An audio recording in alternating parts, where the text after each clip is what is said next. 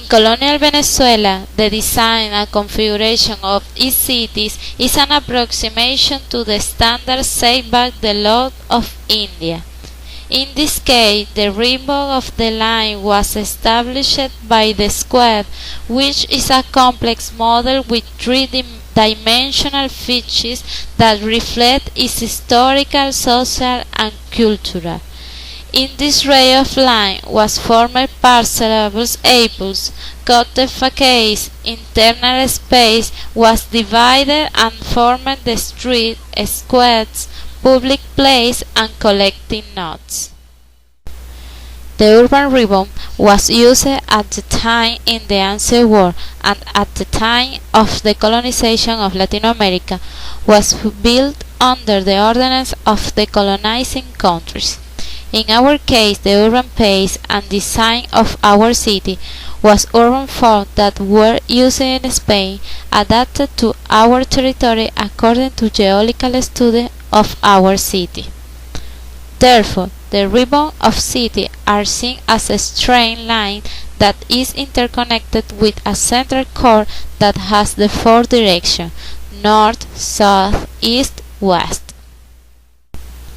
As a every new urban development, the ribbon forms is changing. The buildings define a discontinuous profile with a variety of heights and very irregular facade. The different streets have no identity in relation to the activities taking place, and there were no laws to define how to establish the new urban space so as to be connected to its original urban pace. In the 20th century, in Venezuela was created different urban plans as policy solution to streamline and control the processes of land occupation, the distribution of space, the internal area management, and communication system between major cities. However, regulatory plans were never sanctioned and or approved, had discrepancy between the proposal and the reality, and could not manage urban growth and rising phenomenon of marginality. The Venezuelan population is distributed throughout the country unevenly. Geographical and economic characteristics have been decisive in the concentration of population in the coastal and mountainous areas, characterized by the presence of valley and foothill of the coastal range and the Andes. This region consists of coastal state, part of the Andinos state, and located in the center north of the country, covering about 20% of the national area and account for over 18% of the total population. The rest of the population has a lower density, showing the unbalanced spatial distribution of the population. The Plains region, with 30% of the country, accounts for 10% of the total population, and the Guayana region, with 50% of the land, is with 6% of the country's inhabitants. The population density is 25.2 people per square kilometer, the highest recorded in the Miranda and the Capital District, followed by the state of Carabobo, Nueva Esparta, and Aragua, and the lowest density is the state of Amazonas, del Tamacuro, Apure, and Bolívar. In a state with larger population, action on natural resources has led to serious problems, such as the public insecurity. It has become the problem more felt by the inhabitants of large cities, and there is no impunity for crimes, whether severe or mild. Lack of planning and control. It is the answer of mechanisms to curb the chaos of urban growth of the country's most populous cities. Every city in the country are populated by a disorganization that hinders the provision of the water service, sewage, lighting, recreation, safety, education, among others. Venezuela is now as one of the biggest energy powers in the world. However, There are cities with electricity rationing policy by the lack of energy source to meet demand. Cities as a Punto Fijo, Por la Mar, Maturín, Colón, Mérida, San Cristóbal, Guarenas, and many others have been affected due to this rationing, leaving the street dark and without any lighting. This hurts the industry, businesses, school, hospital, even government agents. Only Caracas supplied electrical service 24 hours a day, because that was not included in the power rationing plan. However, many of the city streets are dark due to lack of maintenance of the light pole. This unusual phenomenon can be seen from the east to the west, including the north of the city, and contribute to public insecurity. Population pressure. It is present in the area where activities are secondary and tertiary sector. It is the product of urban sprawl that drastically changed the urban texture by fringe belts.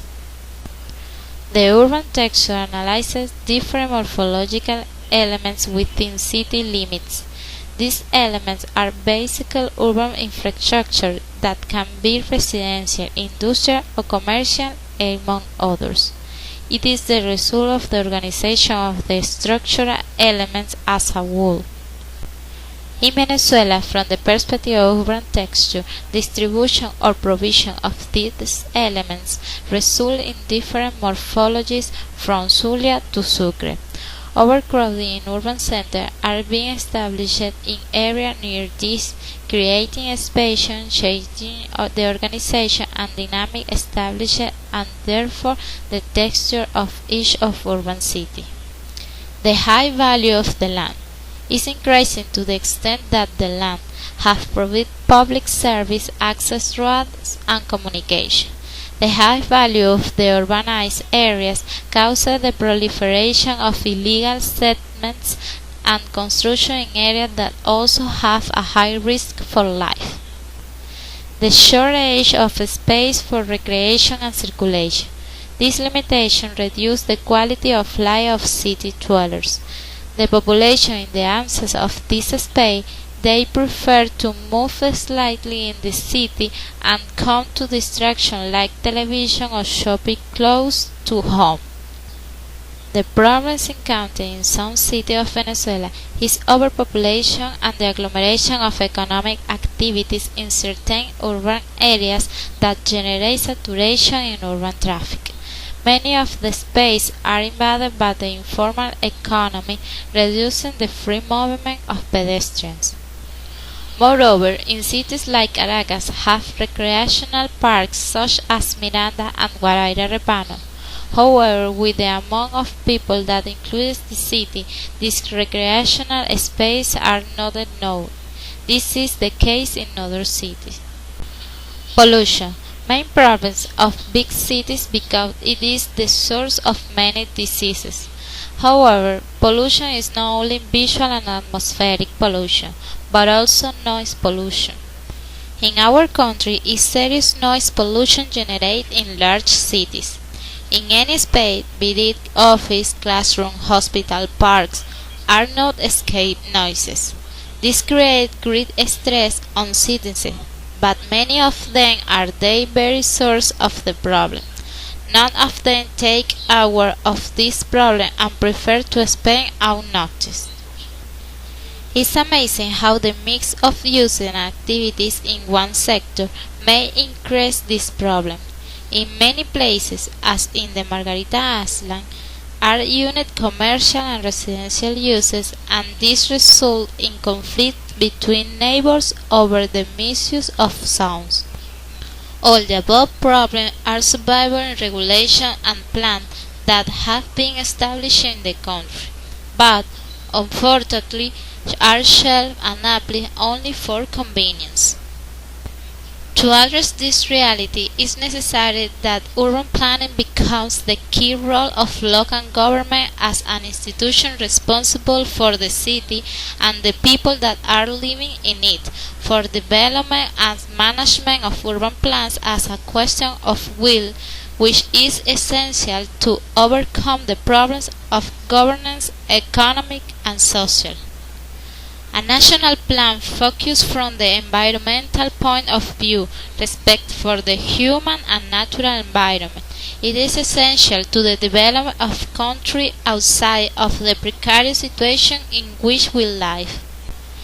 As urban planner, I will propose making plans and zoning maps using a color-coded that way identify the main activity of the place and the most significant problems. I will also think you should disconnect big city, create new developments, but through a plan that incorporates the construction of utilities, recreation, and infrastructure for optimal location to develop as steady towns, with provision of public service, road, culture, and employment to those living in these urban centers.